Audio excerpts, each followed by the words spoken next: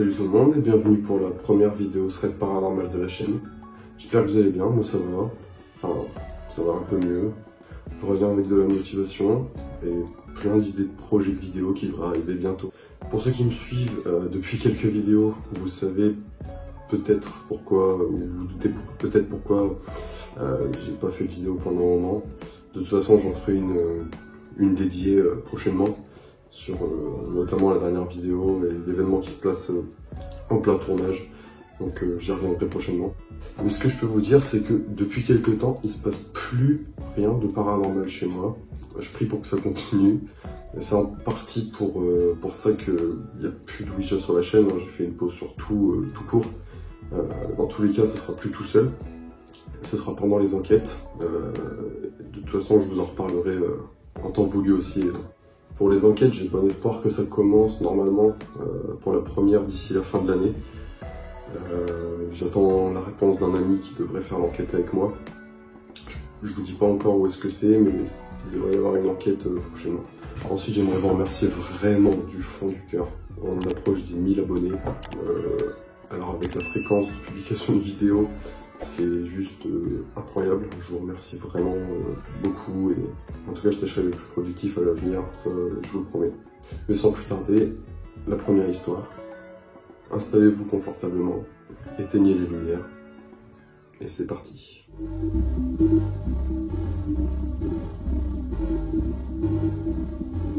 Alors le premier thread vient de Wispified, je l'ai trouvé sur Reddit.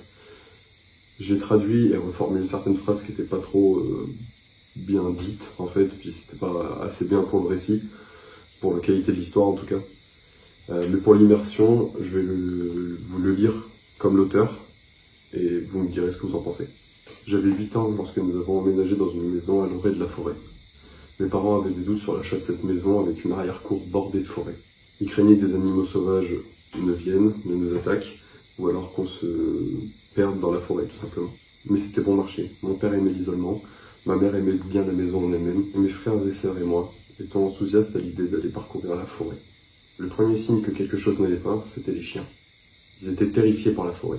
Ils n'y sont jamais allés pour quelque raison que ce soit.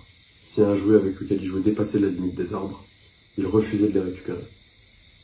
Et quand l'un de nous y entrait, il se mettait à marcher curieusement, anxieusement jusqu'à notre retour. À l'occasion, nous remarquions les chiens, fixant un point dans la forêt avec une détresse évidente, parfois en grognant, parfois en aboyant, sans que nous puissions voir ce qu'ils regardaient. Une fois, mon frère a transporté l'un des chiens dans la forêt pour lui montrer qu'il n'y avait rien d'effrayant là-dedans. Mais elle s'est échappée de son emprise et s'est précipitée dans la maison en panique. Si nous étions dans le jardin à la tombée de la nuit, nous entendions parfois des bruits, comme si quelqu'un marchait dans la forêt.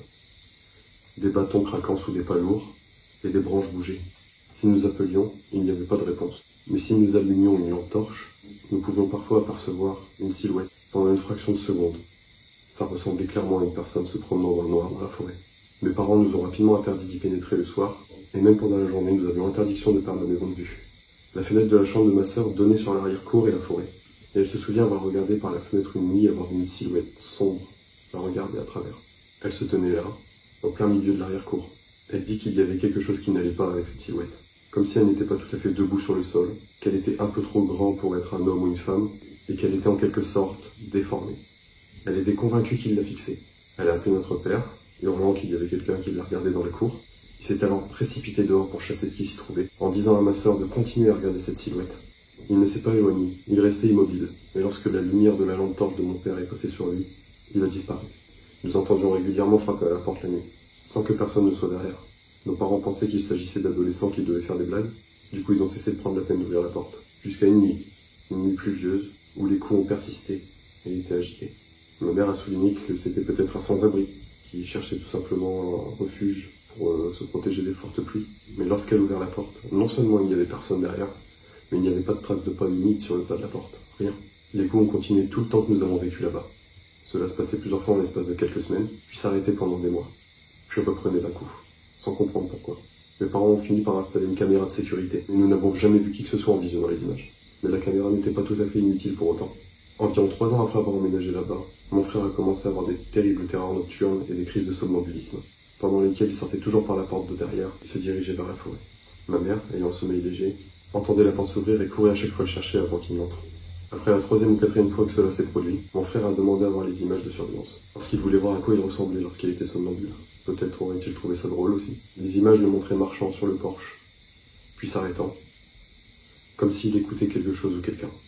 Il secouait la tête, puis avançait à contre-cœur, comme s'il était tiré par le bras ou guidé de force. Un soir, mon père était dans le jardin, et il a entendu ma sœur, qui l'appelait depuis la forêt. Elle avait l'air paniquée et en détresse, pensant qu'elle était partie explorer la forêt toute seule et qu'elle était peut-être blessée. Il y est entré en courant et a commencé à l'appeler. Il s'est rapidement rendu compte qu'il faisait trop sombre pour la voir. Il ne pouvait pas déterminer d'où venait sa voix. Il lui a dit d'attendre où elle était. Et il s'est précipité vers la maison pour chercher une lampe torche. Une fois à l'intérieur, il vit ma sœur, dans le canapé avec moi-même, en sécurité, et complètement indifférente à la situation. À l'époque, mon père ne nous avait pas parlé de ce qu'il avait entendu ce soir-là. Alors quand un soir, j'ai entendu la voix de ma mère venir de la forêt des mois plus tard, alors que j'étais dehors avec les chiens, je n'ai pas remis en cause la provenance de la voix. Alors que j'avais vu ma mère récemment à l'intérieur de la maison, et que je ne l'avais pas vu passer devant moi dans le jardin. Ma mère m'appelait. Elle me disait qu'elle avait coincé son pull entre les branches. Alors que j'entrais dans la forêt, les chiens ont commencé à aboyer fort, comme pour m'interdire d'y pénétrer. Ça a alerté mon père qui m'a vu par la fenêtre, m'apprêtant à rentrer dans la forêt. Il est sorti et m'a appelé.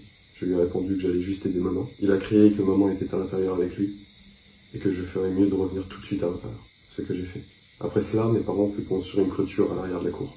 Ils ont également commencé à chercher une nouvelle maison. Entre la construction de la clôture et notre déménagement, les choses ont empiré. Nous entendions frapper à la porte de plus en plus régulièrement, ainsi qu'aux fenêtres maintenant. Comme si quelqu'un parcourait le périmètre à la recherche de la moindre faille pour rentrer. Nous entendions des sons de grattements sur la clôture l'après-midi et des voix en provenance de la forêt. Les terreurs nocturnes de mon frère sont devenues plus fréquentes et plus graves. Une nuit, ma mère n'a pas entendu la porte arrière s'ouvrir alors que mon frère se dirigeait dehors. Il s'est réveillé debout, près de la clôture, fixant un point dans la forêt. Les chiens aboyant dessus. Le dernier matin que nous avons passé là-bas, moins de 4 ans après notre emménagement, nous nous sommes réveillés pour trouver la porte arrière grande ouverte. Nous avons visionné les images de la caméra, et rien, comme d'habitude. On voyait seulement la porte s'ouvrir, lentement. Depuis qu'on a déménagé, le somnambulisme de mon frère a cessé, bien qu'il ait toujours des terreurs nocturnes et qu'il souffre d'une anxiété assez sévère. Il y a quelques nuits, il m'a appelé à l'improviste. Il m'a demandé si je pensais que cette porte ouverte cette dernière nuit signifiait peut-être que tout ce qui avait essayé d'entrer depuis qu'on y était avait finalement réussi, disant qu'il était prêt à se faire exorciser également dans le doute d'être suivi par une entité. Je pense qu'il est profondément dérangé et choqué de tout ce qui se passe et s'est passé. Quant à moi, je suis encore mal à l'aise quand j'en parle 8 ans après, et je suis toujours nerveux dans les zones boisées et sombres. Je ne sais pas ce qui était là-bas dans la forêt. Je sais que si l'occasion s'était présentée, elle en aurait profité pour tous nous engloutir. On est déjà à la moitié de la vidéo. N'hésite pas à laisser un pouce bleu et à t'abonner si la vidéo te plaît, et active la cloche pour manquer aucune vidéo. Merci.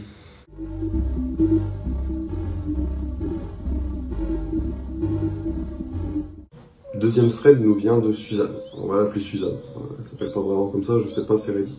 Elle nous raconte, elle aussi, des événements qui l'ont marquée dans la maison où elle a grandi. Suzanne a grandi dans une maison vieille de 300 ans, que ses parents ont achetée quand elle était bébé. Au total, Suzanne elle y a vécu jusqu'à ses 25 ans.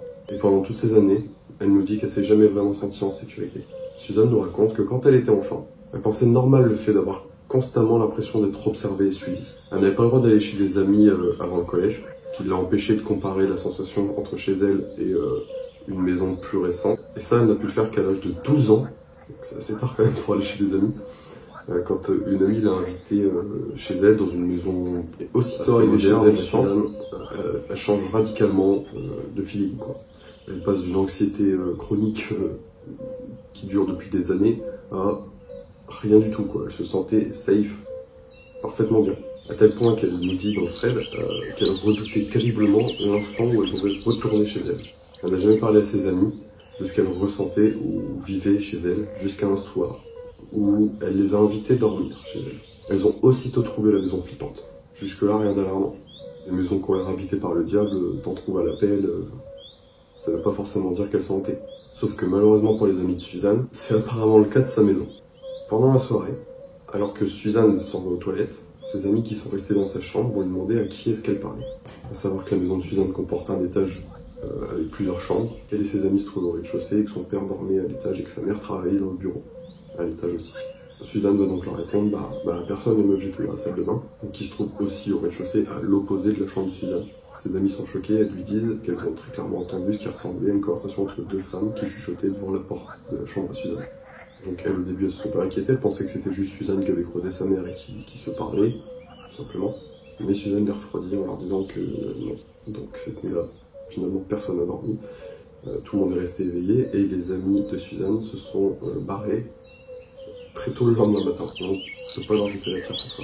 Donc Suzanne continue son thread en nous disant qu'en plus de ce qui se passait à l'intérieur, elle avait le sentiment d'être observée aussi depuis l'extérieur, donc depuis sa cour également, toujours une histoire de cour. Donc dans cette cour, elle sentait vraiment que quelqu'un l'observait. Donc elle a prié pendant des années, elle a supplié sa mère pour qu'elle lui offre des rideaux. Et en plus, sa mère lui dit non. Super la daronne. Ça se trouve, à tout moment, Suzanne, elle dort sur le sol, elle n'a pas de matelas, pas de couette.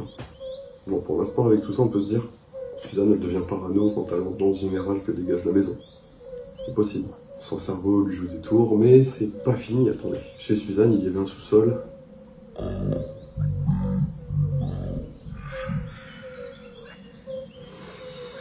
Quel plaisir ces sous-sols aménagés. Il connaît ça aussi. Un lieu à la base très flippant, qu'on a envie de transformer en pièce à vivre ou en salle de jeu. Mais t'as beau mettre autant de peinture sur les murs que tu veux et installer autant de meubles Ikea que tu veux, ça restera flippant. Et ça, Suzanne l'a vite compris. Au début, au sous-sol, elle y allait pour jouer aux jeux vidéo avec son petit frère. Oui, parce qu'elle a un petit frère qui arrive seulement à ce moment précis de l'histoire. On ne sait pas pourquoi, j'en ai pas parlé plus tôt. Et elle nous dit que lorsqu'ils essayaient de faire une sieste, un petit roupillon à la cave, on va appeler ça une cave pour l'instant, ils avaient l'impression qu'une main leur attrapait les pieds. Enfin, en tout cas, Suzanne. Par la suite, elle a demandé à son frère s'il avait les mêmes ressentis. Ce à quoi il lui répondra que oui, mais qu'il avait peur d'en parler parce que sa mère est complètement tarée, qu'elle les aurait pas cru, elle les aurait pris pour des fous. Ils allaient en pension directe, certainement. Ils n'ont pas de rideau, pas de lit. Finalement, ils ont décidé de plus aller au sous-sol et pour eux, c'était normal de s'y sentir mal. Suzanne dit que physiquement, il ne lui est pas arrivé tant de choses que ça. Mis à part les chevilles à la cave, c'était principalement du sensoriel et du psychologique pour elle. On dit ça parce qu'il lui est arrivé de faire des rêves des cauchemars un peu horribles qui se passaient dans son arrière-cour, où en fait elle était traînée soit par des animaux ou des personnes difformes qui l'y traînaient pour la taper ou faire des trucs horribles, des rituels, des trucs bizarres quoi. Elle nous dit qu'à cause de ses rêves en partie, elle s'approchait jamais de sa cour. Il y a beaucoup d'endroits dans sa maison où elle ne va pas, donc elle s'y approchait pas, sinon ça lui provoquait des crises d'angoisse incontrôlables. Pour finir, Suzanne nous raconte ce qui est pour elle, à ce jour, en tout cas, au moment où elle raconte l'expérience la plus traumatisante qu'elle ait eue dans sa maison, partout je pense. Suzanne est en dernière année de lycée, et c'était le dernier enfant vivant au sein du domicile familial. Sa mère est devenue hyper protectrice et très collante, d'après ses termes. Elle voulait tout faire avec elle, elle voulait que sa fille soit partout avec. Un soir, alors que son père est parti dormir et qu'il ronfle comme une locomotive, sa mère lui demande de dormir avec elle dans le salon. Suzanne, elle est pas chaude parce que dans le salon, il y a 4 fenêtres, dont 2 qui donnent sur 4 grandes fenêtres, dont 2 qui donnent sur l'arrière-cour. Donc, pas ouf. Bon, elle accepte à contre-cœur pour faire plaisir à sa mère en lui disant que ils sont 2, il peut rien lui arriver, dans tous les cas, si on va juste observer, elle va pas dormir de la nuit, elle a l'habitude. Et oui, vous le sentez venir quand on pense qu'il peut rien lui arriver. Donc alors que sa mère s'est endormie devant Nat Geo Wild, ou Chasse et Pêche, elle nous dit une chaîne d'animaux sans donner plus de précision, et on s'en fout. Suzanne s'apprête à se coucher aussi. Elle met en charge son téléphone. Et au moment de le reposer sur le sol, elle sent une main attraper la sienne. Rien que ça, en dessous du canapé. C'est bon. Elle a clairement senti comme une paume de main, avec des doigts distincts, glacés en fait, fantomatiques. Donc effrayée, elle a hurlé stop, totalement en pleurs et effrayée. Sa mère s'est réveillée en panique sans savoir ce qui se passait. Elle s'est ensuite précipitée dans sa chambre pour prier pour la première fois. Et elle nous a dit qu'elle n'est plus jamais retournée dans le salon, donc encore une pièce. Donc Suzanne ne peut plus aller chez ses parents. Et que la sensation de la main fantomatique posée sur la sienne la hante encore aujourd'hui. Donc elle se souvient vraiment de ce que ça a fait. Donc aujourd'hui, Suzanne ne vit plus chez ses parents. Elle a son propre appartement et sa petite famille, tout ça, tout se passe bien. Et elle n'a plus été sujette à aucun événement paranormal quelconque. Elle se sent enfin en sécurité, sauf quand elle rend visite à ses parents, forcément. Chose qu'elle fait très peu du coup, vous pouvez le comprendre. Donc elle nous explique dans un update qu'elle en a parlé récemment à ses parents, plus particulièrement à sa mère, et sa mère lui avouera qu'elle aussi a expérimenté des événements paranormaux, ou du moins inexplicables, mais elle n'a jamais voulu lui en parler ni donner de crédit aux quelques fois où Suzanne s'en est plainte, pour éviter qu'elle ait plus peur qu'avant finalement.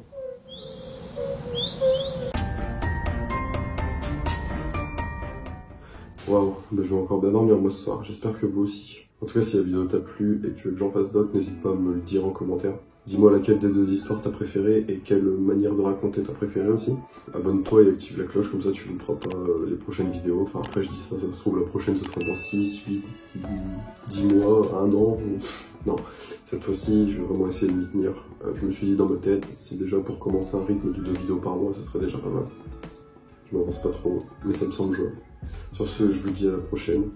Portez-vous bien, faites attention à vous parce que n'oubliez pas, on n'est peut-être jamais vraiment seul.